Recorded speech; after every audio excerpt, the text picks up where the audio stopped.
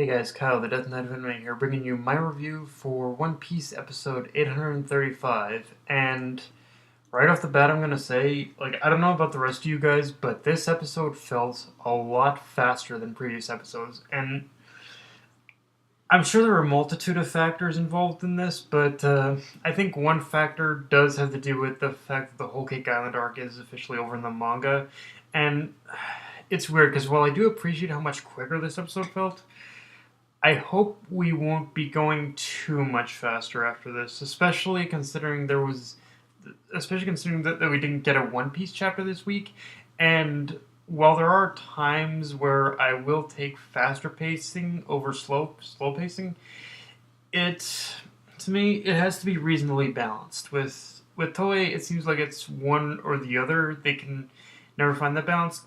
And granted, they have been a little granted after the whole Cracker versus Luffy fight, they definitely did kind of jump up and down with a lot of good pacing, with a lot of good pacing. But yeah, this was definitely one of their more faster paced episodes for me, and I hope it's like I said, it was so fast paced that I'm hoping that we don't get that a lot of the other episodes of this are going to be too fast paced because we need to be pretty much because I'm worried of them catching up to the manga again. So yeah, and worried about them catching up to the manga again, which we still have a ways to go before we get caught up to the manga. But it if we get a lot more fast paced episodes like this, it probably won't be soon afterwards. It'll be a lot sooner than we think. So yeah, hopefully Toei can kind of keep the pacing in the middle somewhere in the future here, and find that balance.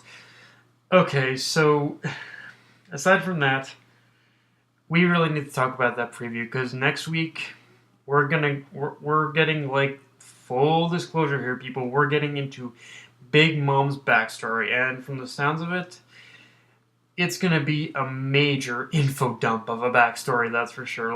We're gonna get to see just from this just that preview alone, it revealed so freaking much. Just from me watching it, we're gonna get to see what happened to Mother Caramel, which honestly, just from watching the preview, let's just say I've already got a very let's just say just from watching the preview and having read the manga, let's just say things are gonna end a lot more are gonna end a lot darker with her than you even realize, guys. But let's just say it's a very dark suspicion too of what happened to her. And yeah, manga readers, you know what I'm talking about. But the thing about this backstory even more is that her past also involves the Giants. So we're likely gonna get full disclosure of why Big Mom is on I know the whole Lola wedding thing didn't really help matters, but we're gonna get to see the original reason as to why Big Mom is on shaky terms with the Giants Velbath, and why she's so desperate to have them as allies. Because again, after seeing this whole little backstory, I get the feeling it's a little more complicated than just wanting military strength in order to fight Kaido. Just from legitimately, just from this preview, we definitely see a much more in the beginning. We definitely see a much more happy life with Big Mom. We actually see her interacting friendly with the Giants. So obviously she was definitely at one point on good terms with them. So now the question remains, what changed? And like I said, it's all going to happen next week. So it should be interesting to see what this backstory as a whole has for us in general. So yeah, and no lie, okay, so to start off with, so we pretty much get a whole bunch of anime only moments in this episode, and no lie, of all the little anime only things going on in this episode, the most hype thing for me was the Brook versus Oven face-off. I mean, yeah, it was an anime only scene, but it's one of those things where I legitimately wanted to see more of that fight, because Brook has been such a standout star of this arc so far that I wanted to see how his powers would fare against Oven in a full-on fight, rather than rather than it serving as a means for Luffy of giving Luffy a clearer path to Big Mom. Like I said, it was very short, but there was so much going on in that fight that made me say, please Toei, had me going even after it switched scenes that it was like, Toei, please, I want more. I want more of that scene, please. I want to see Brook and Oven face each other. Like, yeah, that it was so brief and so short, but in that short and brief amount of time, it had me going, yes, give me more, give me more, give me more. Like, yeah, like Brook and Oven. That was one of the better anime only scenes for sure in the episode for me. Um, Now, if there was a problem I had with this episode, it's how long they extended the final moments building up to the Vinsmoke assassination before Sanji comes in and saves them. I mean, I get the reason they did it to increase the tension, but during that whole final moment, right up until the point where Sanji finally saved them, I was like, look, either shoot them or save them. Already, but stop trying to act like this is a sensible moment. We pretty much have an idea of what's probably going to happen. And actually, like I said before, I wish they used a lot more of that extended time to focus on the Oven versus Brook fight, because that was definitely where the majority of my where aside from me speculating about Big Mom's backstory, like the Brook versus Oven fight was where most of my focus was, and if you're gonna extend some scenes, extend that one, please. But yeah, like the whole build up with the Vinsmoke assassination kind of dragged on a little too much for me.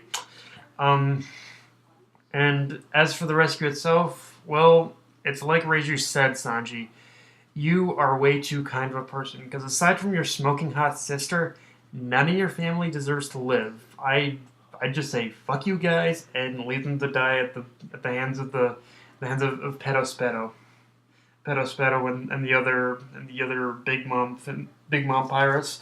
But I get the purpose of what it's showing there with Sanji saving his family. It it it's Sanji being the bigger man, and even if he hates his family, he refuses to let them die. Otherwise, it would go against everything he believes in and believes to be the right thing to do and whatnot. And like, Judge, Judge, I give you a warning right here, right now. You better be Judge. You especially better be damn fucking grateful for what Sanji did for you in the end of this episode.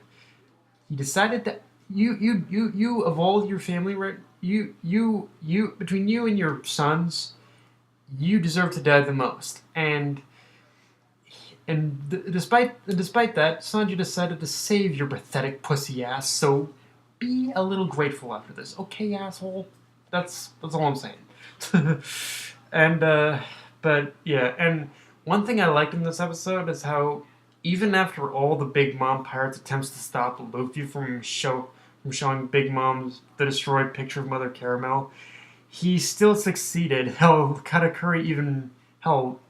Katakuri even caught Luffy, even after being slowed down so much by Pedro, Beijing and Jinbei. But in the end, even Katakuri failed to prevent the inevitable because of a last-ditch effort on Luffy's part, using his devil fruit powers to stretch his arms and show Big Mom the portrait. Like, yeah, it's really kind of like one big fuck you that even after all of Katakuri and the Big Mom pirates' efforts, they've still failed to prevent the worst case scenario here. And yeah, and just the whole art animation on Big Mom's shout was insane. I mean, even just sitting here watching the episode, I actually felt my ears ringing a little bit from the force of her hockey shout, and of course the hockey shout is what led to us getting a little bit of the tease of her backstory. So yeah, guys, like I said, next week be prepared because we're gonna get the big backstory.